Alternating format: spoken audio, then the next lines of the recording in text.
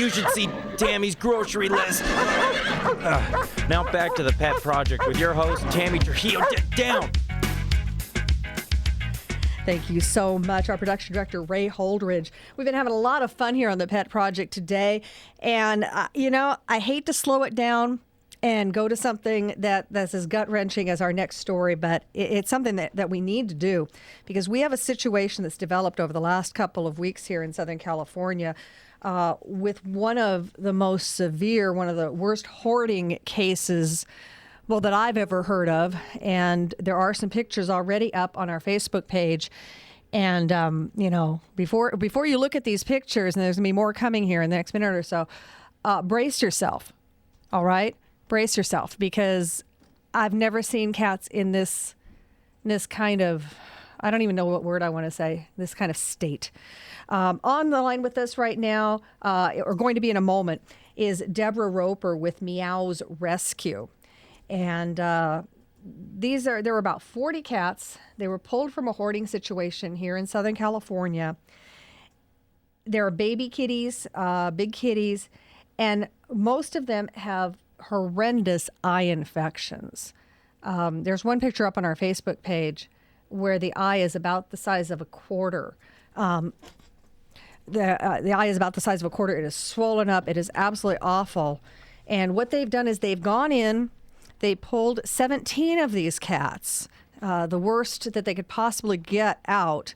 And these cats are now at a vet hospital in Santa Ana, California.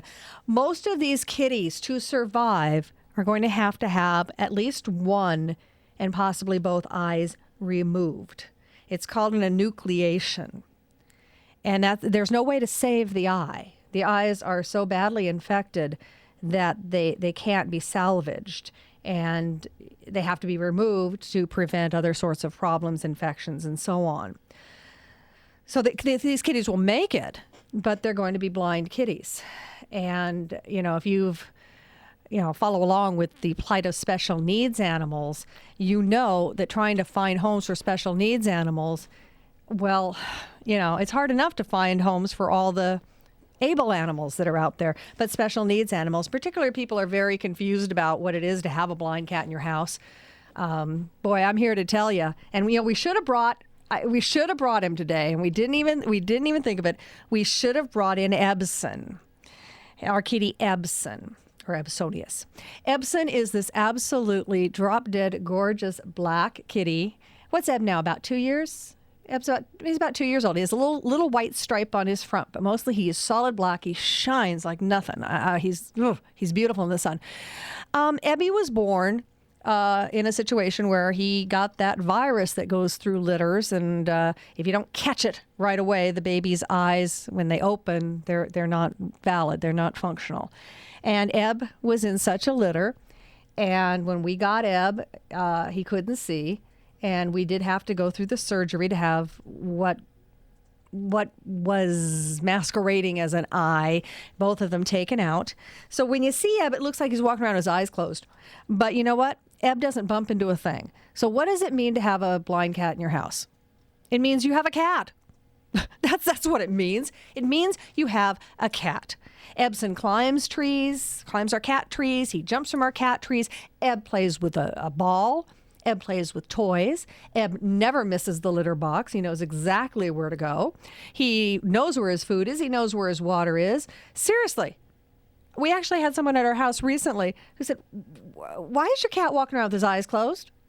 Because that's what it looked like.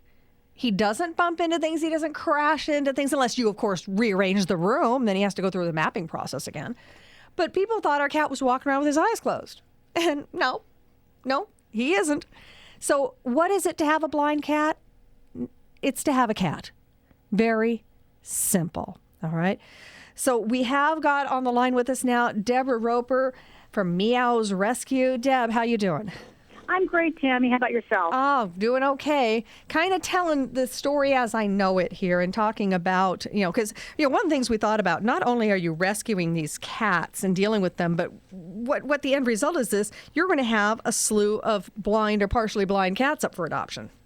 That's correct. Yeah. What we found is initially we pulled 16 of the worst, and majority of them were kittens that we found were basically born blind and with upper respiratory because there had been some sort of inbreeding going on, we think, for the past couple of years.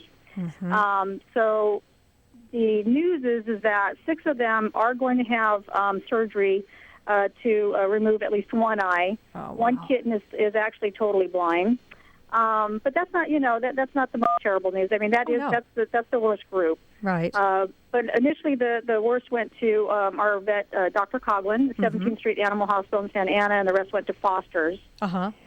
We then pulled a few more, so now we're up to 22, which were mainly adults, and most of the females we found were in the early stages of pregnancy.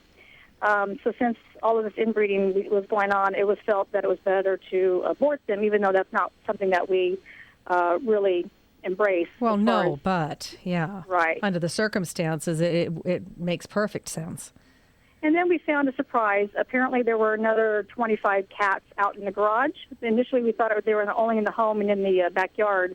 So we've got quite a few ferals that we're dealing with, and we're working with Gina Lynn, who is helping us with our ferals and relocating them once we get them spayed and neutered. So as you can see, we're up to about 50 cats that we're trying to place and get spayed and neutered, and a lot of major health problems right now. Well, while we were trying to hook up with you, I was talking about our cat Ebson, who's been blind from birth, and is an amazing, wonderful animal. And, people are kind of leery about adopting a special needs animal, but I was telling our listeners, Eb runs through the house. You have no clue that he's blind. In fact, I related that somebody came over to our house recently and asked why our cat ran around with his eyes closed. Right. So there is no big deal to adopting a blind cat. That cat's good as any other. We are hitting a break right now, Deborah, so stay with us because I want to, when we come back, find out how you were turned on to this situation and also what we can do to help you right now and help these kitties get through this horrible situation and get into their homes, which they so desperately deserve. So stick with us, Deborah. We'll be right back.